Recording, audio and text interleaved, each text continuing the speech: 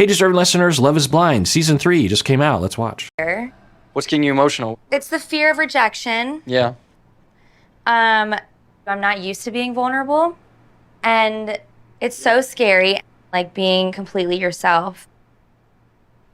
The big V buzzword, vulnerability. Vulnerability. Right? You gotta have that to build a relationship. All right, so she seems to be potentially liking Matt, and Matt seems to be exhibiting a similar attitude about vulnerability. He seems to say, vulnerability is overrated. At least that's the way it sounds. So, maybe they're compatible in that way. They could also be equally pathological in that way, and that could be a problem. I don't know. It's hard for me to tell. So I actually was in a 10-year relationship. Okay. We actually got married when we were 18 and got divorced when we were about 24 years old. Mm-hmm. It was way shitty, and it was tough, so I just felt hopeless. You know what I mean? It is what it is. It put a lot of walls up for me. Yeah. All right, so maybe this is helpful to her, that he is leading the way and also showing that he understands how hard it can be to be vulnerable. That he understands why someone would have walls. Now, he's saying he put up walls. I don't know if she puts up walls yet. She hasn't really described that yet. She might just not, she's not shallow. She might just like things to be light. There's a way to say things in a positive way. She just wants things to be relaxed. There's a chance that growing up, vulnerability was really hard for her. And now as a therapist, I'm always trying to get people to be vulnerable, but you could engineer a life that was fairly surface and, well, I don't know. That's hard for me to say out loud, that someone could avoid or have a surface fun lifestyle in all domains and get their needs met. I don't think that's possible. Why am I even going along with that? I'm just trying to give her the benefit of the doubt. I'm just trying to be like, well, I don't want to pathologize everything. And we don't really know what is going on with her or how averse she is to vulnerability. Because like I said, she did exhibit a lot of vulnerability and being sad about Brennan and that sort of thing. So I don't know. Life throws shit in your face. Yeah. And it's tough to become vulnerable again after something. I will say the show is really leaning into those gold goblet things. I hate cups like that. One, they don't look very comfortable. They don't look like they would be very pleasing. There's a mug. Like, for example, I have this merch, this tumbler. I love this because it keeps coffee warm. I hate when my coffee gets even just a little bit cold. And there's a very narrow band of temperature I like my coffee to be. Like, I hate it when it's super hot. But as soon as it gets a little bit lukewarm, it's just like, ugh. But a good coffee cup, in the mouth, it's very satisfying. This tumbler is great, but the lip, I wish it had a more kind of coffee cup lip. How's that for a sales pitch? But anyway, that cup, and of course we know at least partially why they use that, because you can't see the liquid amounts. Thus, when they edit things out of order, you don't necessarily notice it as easily. But anyway, they're really leaning into it. The other thing I hate about cups like that is I hate wine glasses. I don't understand. I can't remember where I saw it, but I think it was like The Sopranos or something, and they were in Italy and they were drinking wine out of just a regular water glass, just a small little water glass. And I was like, oh, yeah, why can't you drink wine out of any glass? It's just a thing you put liquid in and you drink it from. Why does wine always have to be in the people say, well, because you have to have the stem so that you don't hold the cup, so you don't warm the chilled wine or something like this. And I'm just like, come on. I mean, there's other ways of managing that. Plus, it's the most unstable thing you could possibly make. I mean, we don't make anything else like this, right? Where you're just on this tiny little stilt that could easily, plus red wine, forget about it. You spill that on your carpet or your couch or something. I mean, it's just the worst. Like, for example, when me and my wife have parties, we do not, or it's not like we have a rule about it, but we do everything we can in our power to avoid red wine being served, because it's just like we have white couches, which is not a great idea with dogs. Anyway, so I hate those glasses. They make me uncomfortable. What about you? But going forward, I want that person that can take it getting thrown in your face and find the one positive thing about it and turn it into something good. Yes. And that's what you need in a partner. Somebody who wants to bring the best out of you, and if they see you down because of something that happened, they're gonna find a little bit of positive to try to bring me out of it. Yeah. You know what I mean? And that's what I need. That's what I have to have is someone that can do that. looking for the positives in life rather than harping on the negatives. Like, that's just always been who I am. Okay, so that does lend itself towards the non-pathological, pathological is a strong word, but the non-problematic personality trait that she just likes to stay positive. She doesn't like to be negative. So yeah, I could see that being okay and functional. I could also see that being dysfunctional, but maybe that's a part of it. She likes things light and positive. Maybe there are people in her life that are very frequently negative, or for her mood. Maybe she knows that if she starts to think about negativity, she can really fall into it. But I don't know. Usually that's not the case. I will have clients that will tell me that. They'll be like, well, I don't want to go there because what if something really bad happens? There's this notion that a lot of clients have had that I've worked with where they seem to be avoiding their sadness or their grief or things that are negative, or even just crying. They'll avoid crying because they're worried that if they start crying, they'll never stop. And I'm always just like, that's just not possible. Like, you might cry for a long time, but there will be an end to it. I mean, you'll cry periodically as the need arises, but it's sort of like saying that, say, in your garage, you don't put your cars in there, you just put a bunch of storage. You're always just putting boxes and old furniture and stuff, and you're never dealing with it. You're always putting it in there. And one day someone comes along and says, you could organize the garage a little better, maybe even clear it out so you could park your car in there. And the person's just like, I mean, if I even start dealing with it, it might not ever end. And you're like, well, it'll take a while because you've been stuffing so much crap in there for so many years, but eventually it will work. And the reason why it seems like there's an infinite amount of junk in your garage is because you haven't dealt with it at all in your life. The same goes with crying, in my experience, and grief and negativity, right? The fact that you've been avoiding it for so long means that, yeah, there's a lot there, but there's a finite amount of it. And if you had dealt with it in the moment, it wouldn't feel like an overwhelming amount, to use the analogy. If every time there's something to put in the garage, if you gave it some thought, said, well, maybe this should go to the Goodwill, or maybe I should organize it better. You can keep your garage in order as you go. You don't have to stuff it full of crap until it can't take any more and then go, I can't deal with it anymore because it's overwhelming to me. Well, you can, but it's not a good idea.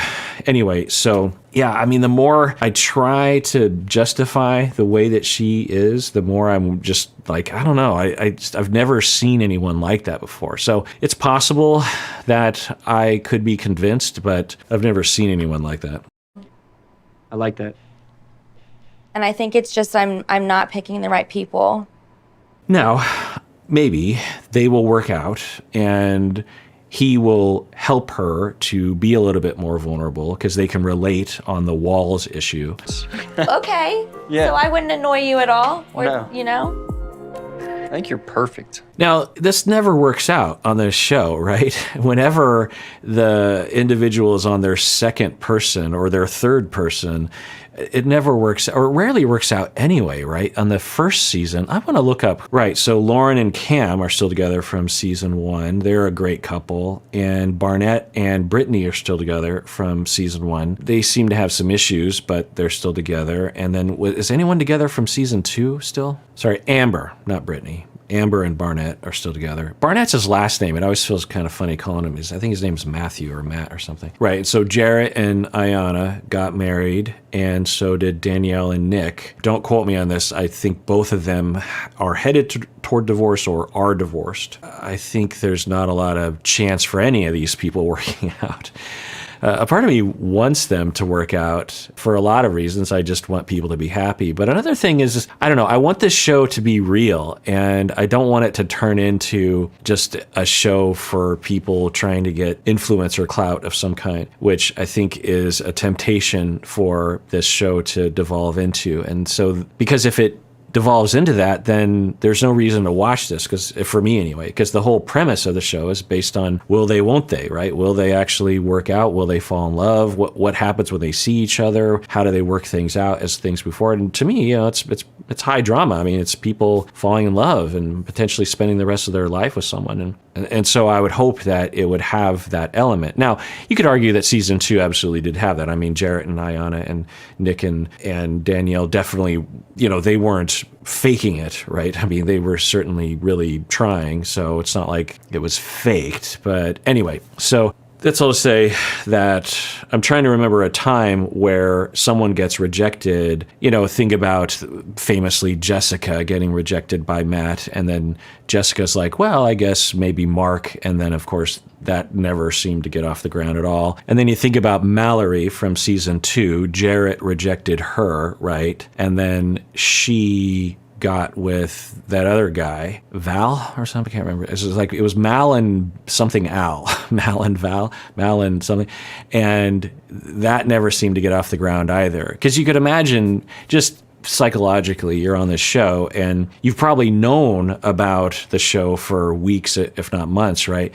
As you're building up to it, you're like, oh, I'm going to potentially meet my partner for the rest of my life. And it's all this energy around it. The cameras are there. Again, you're isolated. You don't have your cell phone. You don't have access to your friends. You're just sitting there. All you're doing is dating all day long. And you're in competition with other people, and you fall in love with someone and it doesn't work out. And you wonder, okay, well, maybe that other person, you try that out. And then normally I think what would happen is you would just go home and you'd take a break from dating for a while, but you're sort of stuck there and you're like, well, I don't know, maybe this other person would work. And it's very convenient to maybe try to force a relationship when it wouldn't naturally occur otherwise. I'm not saying that's what's happening right here.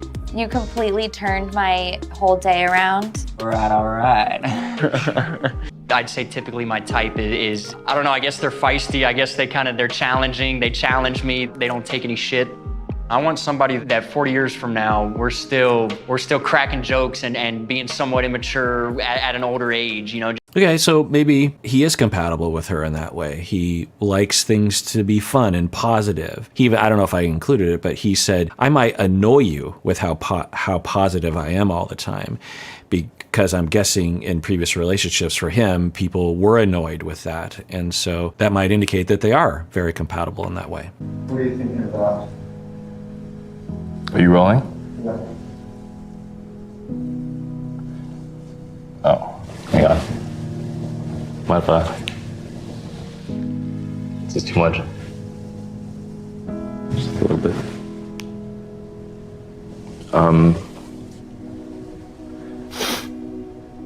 It didn't feel good. Wait, what was that?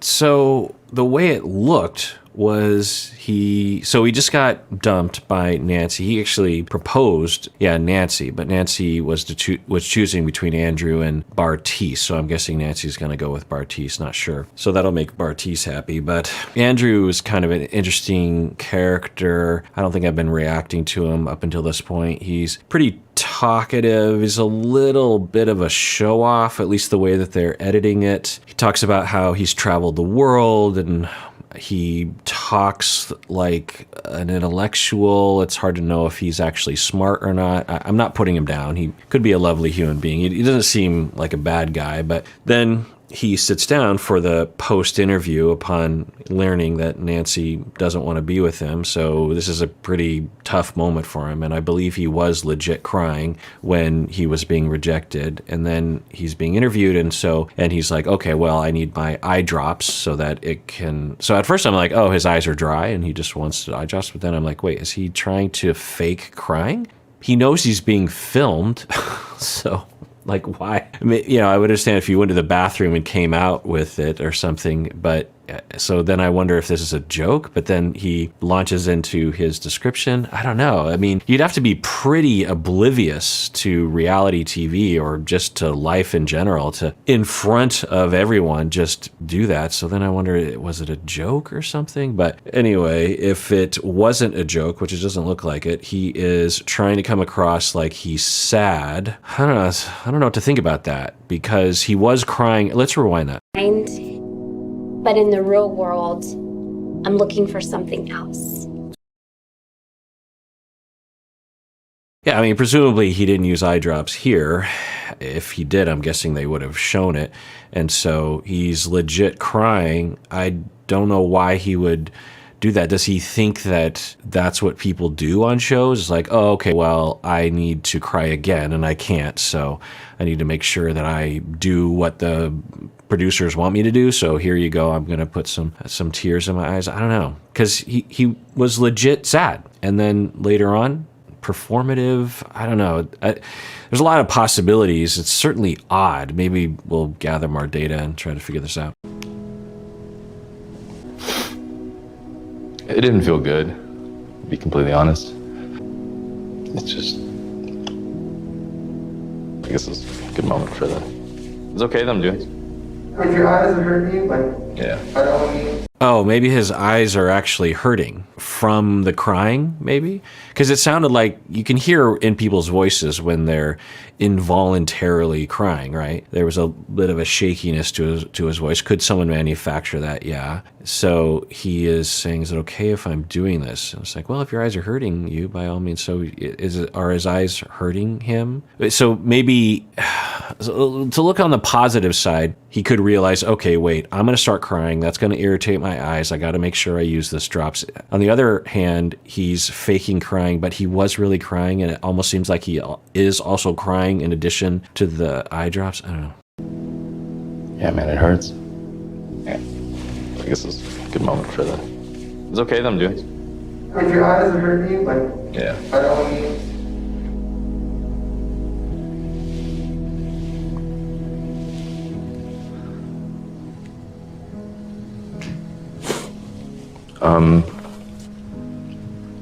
Yeah, I mean, so if he thinks that it's not fake tears, then he would do that, and then he'd be like, okay, he really doused his eyes, right? I don't know.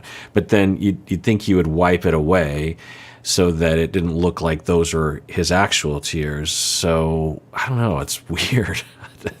I'm really trying to piece, because if they caught him, right, he was around a corner and he was doing that, then I think we could draw some conclusions. But he knows he's being filmed. He's in the middle of the interview. So unless he thinks, oh, well, reality TV, they'll cut this out naturally because that's just how it works. You'd have to be really naive to think that. I never thought I could care for someone that would bring me to tears. And then he says that, I don't know, who knows if this is edited weird. And there's a world where he actually did need the drops and he did put it in and then he did wipe it away. And then later on, he did actually cry and he did actually have those streaks down his face, or those streaks down his face were just before he wiped it off. I don't know. It's such an odd presentation, right? Now, of course, the internet, and they're including it for this reason, will believe that he's this complete psychopathic liar, this narcissistic person that's trying to put on a front. So I don't know about him, but it is one thing that I often will bring up, that the way the internet talks about narcissism or psychopathy or this, and I'm not diagnosing with that by any means, but they will characterize it as people that are getting away with things, as people that have a lot of power in the world. And the fact is people with narcissistic personality disorder, it's a disorder for a reason, meaning that it is harmful to their life. They suffer from narcissistic personality. They often make other people suffer as well, but they are suffering. Their life is not going well. They don't make good choices. And they often will be caught and seen as narcissistic, which of course doesn't make them look very good, right? Not all the time, of course, but someone who's a pathological liar or someone who suffers from narcissistic personality or some of these other disorders of the personality, when they are exhibiting their personality, which is based on massive distorted perceptions, by the way, of self and others in the situation. But anyway, they will often shoot themselves in the foot instead of being this master manipulator. People with narcissistic personality, they're pretty easy to see through, is the thing. That's my point. So you could have one of these disorders, and as you exhibit your disorder, you actually shoot yourself in the foot and have a lot of people think less of you, even though you're desperately trying to get everyone to think that you're awesome and superior. I hope you get my meaning. All right, well, that does it for that episode. Everyone out there, please take care of yourself because you deserve it. You really, really do.